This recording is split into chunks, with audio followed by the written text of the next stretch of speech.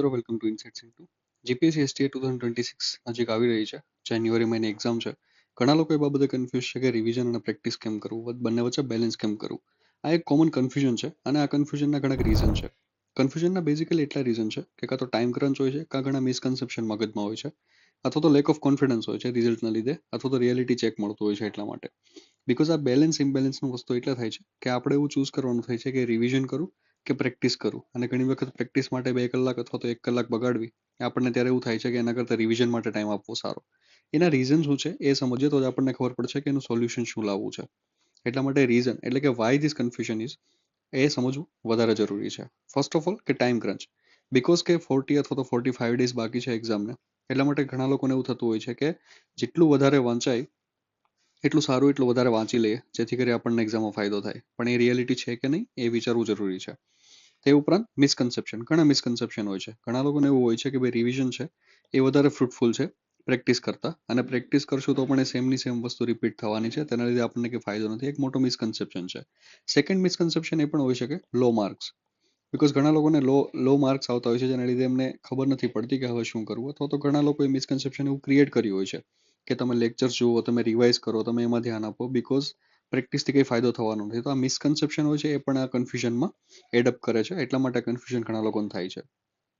Lack of confidence, because ઘણા લોકો exam આપે છે તો એમને રિયાલિટી ચેક મળે છે લો માર્ક્સથી કે 80 માર્ક્સ આવ્યા, 85 માર્ક્સ આવ્યા, 100 માર્ક આવ્યા. પણ જેમ આપણે લાસ્ટ વિડીયોમાં ડિસ્કસ કર્યું હતું કે માર્ક્સ છે એ એટલા બધા મેટર નથી કરતા.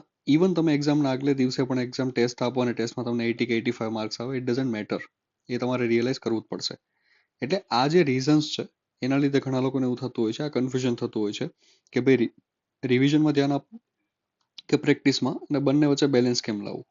પણ બેલેન્સ લાવવું જરૂરી છે, બીકોઝ આપણે જેમ લાસ્ટ વિડીયોમાં ડિસ્કસ કર્યું છે અને કેટલા વિડીયોમાં આપણે માઇન્ડસેટ બનાવતા જઈએ છીએ કે પ્રેક્ટિસ અને રિવિઝન છે એ બંને જ સિમિલરલી ઇમ્પોર્ટન્ટ છે. એટલે બંને વચ્ચે બેલેન્સ સાધવું ખૂબ જ જરૂરી છે. તમે કાં તો પ્રેક્ટિસને પૂરું ધ્યાન ના આપી શકો, અથવા તમે માત્ર રિવિઝનથી ના કરી શકો. ઇવન કોઈક તમે 10 કલાક રિવિઝન કરતા હશો અને કોઈક ઇન્ડિવિજ્યુઅલ છે એ 5 કલાક જ રિવિઝન કરતો હશે અને 2 કલાક ટેસ્ટ આપતો હશે, તો ભલે એની એડઅપ કલાક 7 કલાક જ થઈ, તમે ભલે 10 કલાક મહેનત કરતા હશો, પણ જે 7 કલાક મહેનત કરે છે એમાં 2 કલાક પ્રેક્ટિસ કરે છે, એ ઓબ્વિયસલી તમારી કરતાં આગળ નીકળી જશે, બીકોઝ પ્રેક્ટિસ ઇઝ મસ્ટ. આપણે લાસ્ટ વિડીયોમાં એના ઇમ્પોર્ટન્સ ઉપર ખૂબ જ ડિટેલમાં વાત કરી હતી કે શા માટે પ્રેક્ટિસ છે એ ખૂબ જ જરૂરી છે, એની નેસેસિટી શું છે એક્ઝામમાં પાસ કરવા માટે. કે ભાઈ તે ટોપિક, હવે આ વસ્તુ પર ડિસ્કશનમાં હું નથી જતો બીકોઝ આ આપણે ડિસ્કસ કર્યું છે ઓલરેડી લાસ્ટ વિડીયોમાં, છતાં પણ એક વાર ઓવરવ્યૂ તમને આપી દઉં જે લોકો પણ ફર્સ્ટ ટાઈમ વિડીયો જોવો છે એમના માટે, કે first of all topic recall કરવામાં હેલ્પ કરશે. બીકોઝ એક્ઝામમાં આપણે જઈએ ને 200 ટોપિક રિકોલ કરવાના છે. That is call exam. Exam બીજું કંઈ નથી. તમે વિચારો, એક્ઝામને ડિસાઇફર કરો કે એક્ઝામ શું છે. એક્ઝામમાં તમારે જવાનું છે, ત્યાં જઈ અને 2 કલાકમાં તમારે 200 ટોપિકને રિકોલ કરવાના છે કે ભાઈ આ ટોપિકમાં શું છે શું નથી, અને એ ટોપિક પરથી તમને જે 2 કે 3 સ્ટેટમેન્ટ આપ્યા છે અથવા તો વર્ડ આપ્યું છે એ તમારે સાચું ખોટું કરવાનું છે. એટલે બેઝિકલી વોટ એક્ઝામ ઇઝ, કે ત્યાં જવાનું છે, જે પણ સમય મર્યાદા છે, આ એક્ઝામમાં 2 કલાક છે, 2 કલાકમાં 200 ટોપિક યાદ કરવાના છે. બસ, ધેટ ઇઝ ધીસ એક્ઝામ. આ એક્ઝામ એ જ છે. એટલા માટે ત્યારે જ આપણે પ્રેક્ટિસ કરીએ રિકોલ કરવાની, કે યાદ કરવાની પ્રેક્ટિસ અહીંયાથી જ કરીને જઈએ, એટલે એક્ઝામમાં આપણને ઓછી મહેનત પડે. આપણું માઇન્ડસેટ છે એ બિલ્ડ થયું હોય કે ઓકે મારે ત્યાં જઈને આ કરવાનું છે. એક્સેપ્ટ દેટ કે ઇમ્પ્રૂવ વીક એરિયાઝ તમને આઈડેન્ટિફાય કરશે. લાઈક ફોર એક્ઝામ્પલ કોઈ પણ ઇકોનોમી છે, ઇકોનોમીમાં બેન્કિંગના ક્વેશ્ચન આવે છે તો તમને નથી સમજાતા. ઇકોનોમીમાં માર્કેટિંગના ક્વેશ્ચન આવે છે, તમને નથી સમજાતા. ઇકોનોમીમાં ઇન્ફ્લેશનનો ક્વેશ્ચન આવે છે, તમને નથી સમજાતો ફુગાવો. તો એ તમને આઈડેન્ટિફાય કરે છે weak areas. Exam like situation, જેમ મેં પહેલા કહ્યું, 2 કલાક છે અને 200 ટોપિક છે, એ તમને આઈડેન્ટિફાય કરવામાં હેલ્પ કરશે. Except that enhance the material. May be તમે કોઈ ટેસ્ટ આપો છો, એ ટેસ્ટમાંથી તમને 5 ટોપિક એક્સ્ટ્રા મળ્યા છે વાંચવા માટે. એ મે બી કરંટના હોઈ શકે છે, યા તો મે બી થિયરીના, પણ તમે અત્યાર સુધી વાંચ્યું નથી, જાણ્યું નથી, એવું કંઈ પૂછાઈ ગયું. અને પીવાયક્યુ સ્પેશિયલ અટેન્શન, બીકોઝ જે પણ ટેસ્ટ સિરીઝ બનાવશે એ ટેસ્ટ સિરીઝનો જે બેઝ હશે એ પીવાયક્યુ જ હશે. That is for sure. એટલે કોઈ ટેન્શનની વસ્તુ નથી. એટલા માટે practice is necessary. Mind it. એટલી વસ્તુ તમને હેલ્પફુલ થશે. હવે આ વસ્તુ એ છે કે ભાઈ જે આપણને અત્યારે કન્ફ્યુઝન છે કે બે પ્રેક્ટિસ અને રિવિઝન એ બંને વચ્ચે બેલેન્સ કેમ કરવું, તો આ જે કન્ફ્યુઝન છે એમાંથી ઓવરકમ કેમ થવું, એ જે ફિયર છે કન્ફ્યુઝનના લીધે, એ ફિયરને ઓવરકમ કેમ કરવું. તો બેઝિક લોજિક છે. તમારે આ વિશે જાગવું પડશે. તમારે આ વસ્તુનો માઇન્ડસેટ બનાવવો જ પડશે. બીકોઝ તમે, હું તમને ગેરંટી આપું છું, તમે 10 કલાક વાંચો, જસ્ટ રિવિઝન કરો, અને એના કમ્પેરમાં તમે 5 કલાક જ વાંચો અને 2 કલાક રિવિઝન કરો. આ બંનેમાં બહુ જ ફરક છે. ભલે અહીંયા 2 કલાક કે 3 કલાક ઓછી છે તમારા રીડિંગ ડેઝમાં, રીડિંગ શેડ્યુલમાં, છતાં પણ આ વસ્તુ તમને બેનિફિશિયલ થશે. એના ઉપર આપણે અઢળક રીતે વાત કરી છે. એટલે તમારા માઇન્ડસેટ બનાવવો જ પડશે. અવેક આ વસ્તુને વિચારો. રિયલાઇઝ કરો કે પ્રેક્ટિસ ઇઝ રિવિઝન.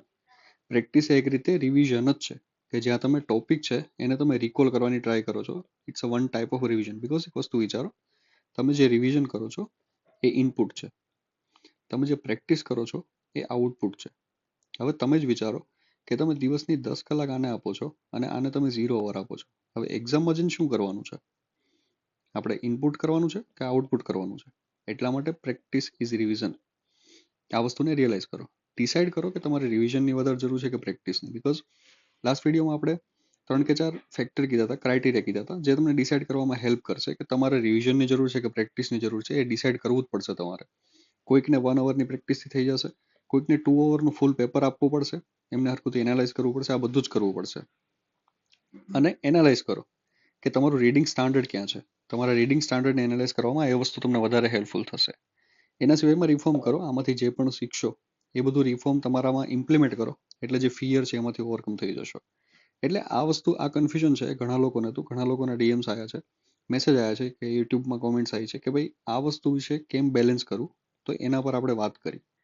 એટલે તમારે માઇન્ડસેટ બનાવવું જ પડશે કે જે પ્રેક્ટિસ છે ઇઝ મસ્ટ. એ કરવું જ પડશે, એનો કંઈ ઓપ્શન નથી. અને આ બધામાં ઇનસાઇટ્સ ઇન્ટુ તમને ક્યાં હેલ્પ કરે છે આપણે ડિસ્કસ કર્યું જ છે અને વાત કરી જ છે. છતાં પણ તમે સાઇટ વિઝિટ કરી અને જોઈ શકો છો કે તમને હેલ્પફુલ વસ્તુ મળી શકે એમ છે. તો બસ આજ માટે એટલું જ. ટેલિગ્રામ ચેનલ્સને ફોલો કરજો, જોઈન કરજો, જેથી કરી તમને કોઈ અપડેટ હોય તે મળતી રહે. બસ આજ માટે એટલું જ. મળીએ ફરીથી નવા વિડીયોમાં. Thank you.